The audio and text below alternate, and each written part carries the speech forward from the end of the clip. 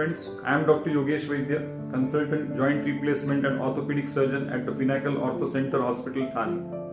Today I am here to answer one common question asked to us by our patients undergoing hip and knee replacement surgery, that what precautions can I take after knee replacement surgery.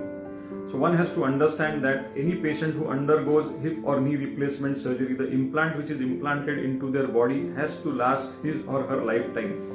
So one has to take adequate care and precautions to preserve the integrity and avoid any undue wear and tear of the knee joint. Any activities that cause any injury to the knee joint have to be avoided at any cost. Any fracture around the implanted knee joint, called a periprosthetic fracture, can lead to a probable need for revision of the implanted knee joint and is always a challenge to treat. At all costs, one has to avoid any high impact activities or sports like badminton or basketball that involve jumping, running or pounding activities of the knee joint, which can damage the plastic liner or cause early loosening of the implant. One can indulge in, however, low impact activities like walking, cycling, even swimming, golf, stair climbing. Many patients develop full knee range of movement after the surgery. They are even able to squat or even able to sit cross-legged after the surgery.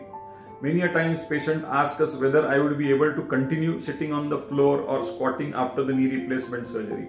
My answer to them is a strict no, because all these activities, even though the patients are able to perform them easily, produce tremendous stress on the knee joint, which can cause early loosening and wear and tear of the plastic insert.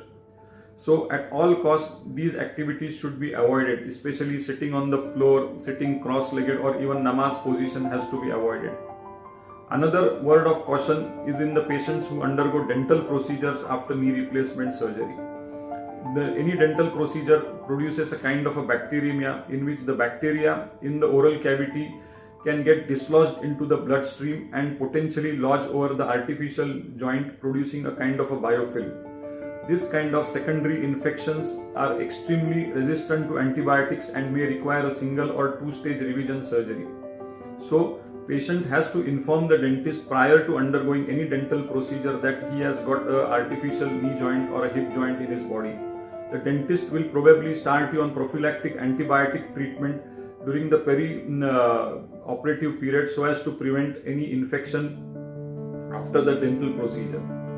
Another word of caution or another query which is asked to us commonly by our patients is that can I undergo a MRI after knee replacement surgery? Nowadays, there are certain special sequences like MARS, which is metal artifact subtraction sequence, which can enable the MRI to be performed even though there is a implant in the region of interest. However, if the patient has to undergo an MRI of another region of the body which is away from the implanted joint, such as a spine or brain, he can safely undergo the MRI.